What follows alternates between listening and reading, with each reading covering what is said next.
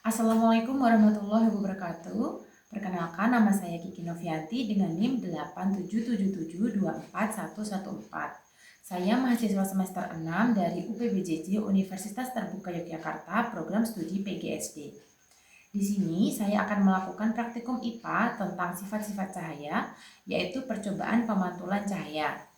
Tujuan dari praktikum kali ini adalah untuk menjelaskan sifat-sifat cahaya, menjelaskan sifat-sifat bayangan yang dihasilkan oleh cermin, menjelaskan sifat-sifat bayangan yang dihasilkan oleh lensa, menentukan fokus cermin cekung, dan menentukan fokus cermin cembung. Berikut akan saya tampilkan alat dan bahan yang dibutuhkan pada praktikum kali ini. Adapun alat dan bahan yang dibutuhkan pada praktikum kali ini yaitu penggaris, kertas putih, cermin datar, senter. Kemudian di sini saya menggunakan spion sebagai pengganti cermin cembung dan sendok sebagai pengganti cermin cekung, lilin, laser, busur derajat, dan yang terakhir adalah sisir yang saya gunakan sebagai pengganti celah cahaya. Percobaan pertama adalah pemantulan pada cermin datar. Langkah pertama, saya mengatur posisi sisir sebagai celah cahaya agar berada di antara cermin dan senter. Kemudian saya akan menyalakan senter dan mengamati jalannya berkas cahaya sesudah mengenai cermin datar.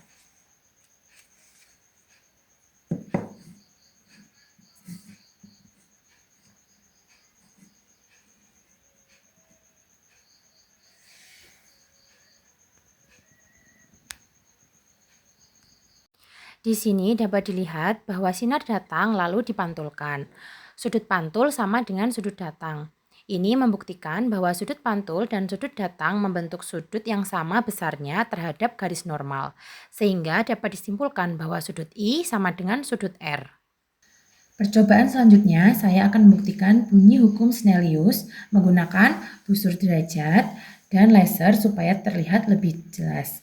Saya akan letakkan busur derajat di depan cermin datar, kemudian saya akan menggunakan laser untuk menentukan sudut datang dan sudut pantul yang dibentuk pada cermin datar.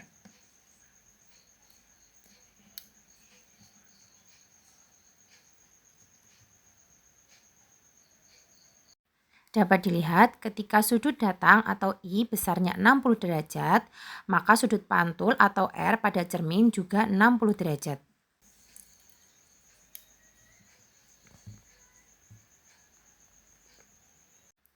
Ketika saya arahkan sinar atau I ke 90 derajat, maka pada cermin juga terlihat sudut pantulnya 90 derajat.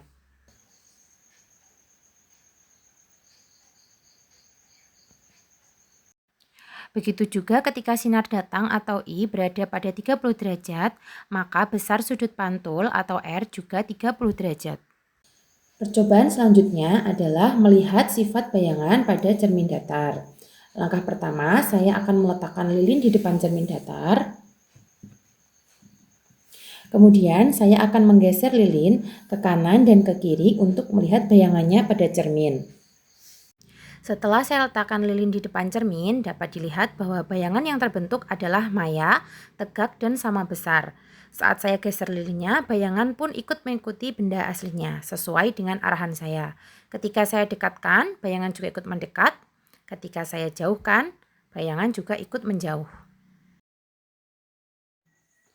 Kemudian ketika saya ukur menggunakan penggaris, jarak antara cermin dan lilin sama dengan jarak antara bayangan dan cermin. Jaraknya sama, di sini saya membuat jarak 10 cm. Jadi bayangan pada cermin datar adalah maya, tegak, dan sama besar. Percobaan selanjutnya adalah pemantulan cahaya pada cermin cembung. Di sini saya menggunakan kaca spion. Ketika saya dekatkan, cermin pada lilin terlihat cahaya yang dipantulkan pada kertas putih dan sinarnya menyebar. Ketika saya jauhkan, cahaya pada kertas putih menyebar semakin luas, sehingga sifat bayangan yang tampak adalah maya, tegak, diperbesar. Percobaan selanjutnya adalah pemantulan cahaya pada cermin cekung. Di sini saya menggunakan sendok sebagai pengganti dari cermin cekung. Ketika saya dekatkan cermin cekung ini pada lilin, dapat dilihat cahaya berkumpul dan fokus pada satu titik. Hal ini dikarenakan cermin cekung mengumpulkan dan memfokuskan cahaya. Pada saat cermin didekatkan, sifat bayangannya adalah maya, tegak, diperbesar. Saat cermin saya jauhkan, maka bayangan yang terbentuk adalah nyata, terbalik, diperkecil. Kemudian saat cermin cekung berada di tengah-tengah, bayangan yang terbentuk adalah nyata, terbalik, dan diperbesar. Selanjutnya, saya akan melakukan pengukuran jarak benda dan jarak bayangan pada cermin cekung. Pada pengukuran pertama, jarak bayangan dengan lilin adalah 10 cm. Sedangkan jarak lilin dan cermin adalah 5 cm.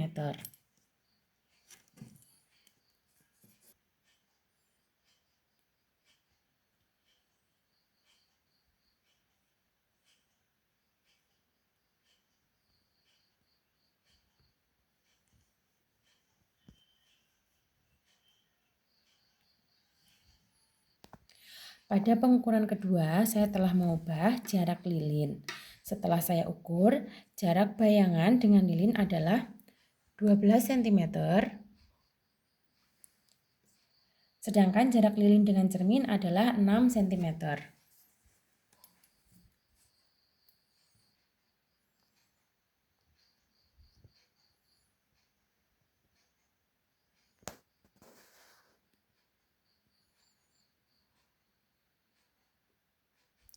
Untuk percobaan selanjutnya, saya akan menjauhkan cermin sampai bayangan tidak terlihat pada layar. Lalu saya akan ukur untuk jarak benda dari cermin sampai bayangan benda hilang. Pada jarak dekat, bayangan masih terlihat. Saya jauhkan sampai hilang. Di sini saya ukur jaraknya 30 cm.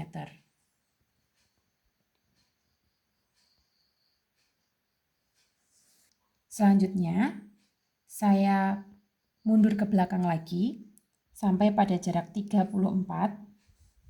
cm. Bayangan juga tidak tampak pada layar putih.